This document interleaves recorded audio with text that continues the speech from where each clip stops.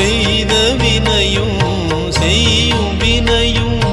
உனது தவத்திலே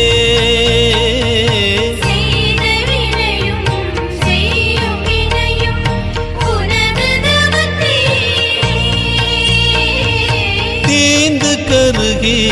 தணிந்து நீராய் தீர்ந்த நிலையாகவே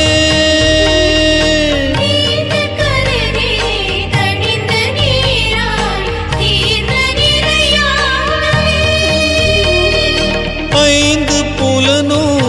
அடங்கி போகும் ஆணைதனை போடணும்